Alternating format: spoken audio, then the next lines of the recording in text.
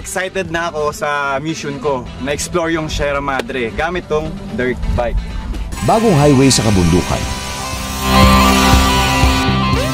Puno ng tanawing maganda.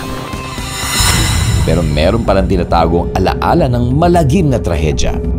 Ang kanyang trip para makipag-banding sa kalikasan, magmotorsiklo.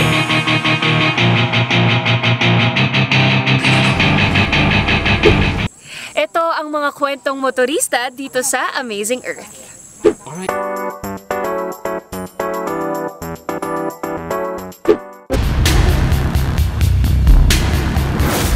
Guys, 1,200 meters above sea level na tayo ngayon.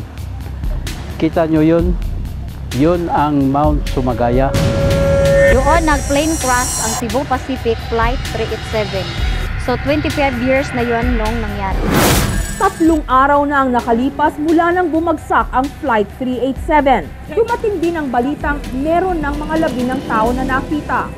Kung noong unay umaasa ang mga kamag-anak na sanay may nakaligtas, tanging ipinapanalangin na lamang nila ngayon ay makuha man lang nila ng buo o makilala man lang sana nila ang mga labing makuha mula sa bundok.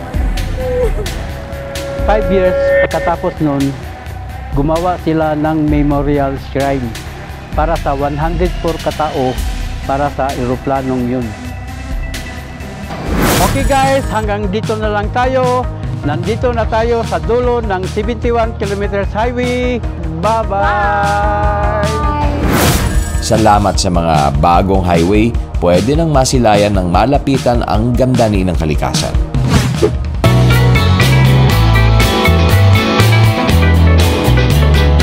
Maskulado. Macho. Hank na hank ang dating. Yan si Jack Roberto, ang binansagang abs ng bayan. Pero kung gaano siya kaastig sa harap ng kamera, ibang-iba naman siya pag nagmahal sa kanyang mga alagang aso. Isang araw, umuwi kami ng bahay na merong puppy na stray dog, puro galis, tapos gutom. Humahabol sa amin, tapos ang lambing, wigil na wigil yung buntot. Pinakain ko siya, nilagyan ko ng rice. So sabi namin, daling kaya natin sa vet to, pa-injectan natin. Tapos dinala namin. May one time na isang vaccine na lang yun. Pagkatapos niya yung vaccine, di na siya makatayo. Parang na-paralyze muna ng 3 days, tapos namotoy. Iyak kami ng iyak, sabi, love na love namin eh. Parang baka move on ka agad dun sa pain na ano yun. Kuha ka agad ng dog. Tapos naghanap si Sanya. Dumami sila kasi nga yung toy poodle. Stud niya yung babae na dog ni Sanya. Pero hindi lang pet lover si Jack. Nature lover din siya at ang kanyang trip para makipag-banding sa kalikasan, magmotorsiklo.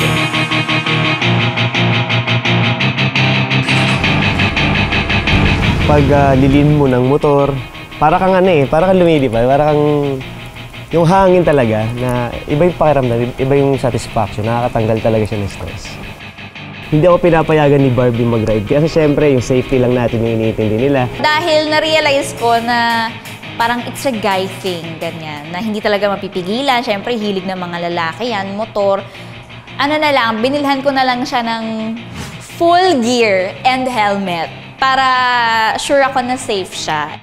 Mag-gear ka palagi. Kailangan wag mong katamarang isuot ang iyong full gear at helmet. At saka pag umuulan, pag medyo makulimlim, huwag ka nang tumuloy sa ride kasi mahirap, 'di ba? Aksidente plus sakit, 'di ba? Pag naulanan. So, ayun. Syempre wag iinom. Sa mga co-rider ko, sabi pag magpapagas ka lang, kailangan full gear ka pa rin kasi minsan dyan yung madalas yung aksidente. So, yun lang, safety gear tsaka helmet and yung ego mo sa kalsada. Astig man, may puso din para sa kalikasan. Lupit mo, Jack Roberto! Kaya sa mga kapuso nating on the go, tutukan nyo ang live stream ng ating programa sa official accounts ng GMA Network, pati na rin sa YouTube at Facebook. At mag-comment din kayo sa ating mga kwentong amazing.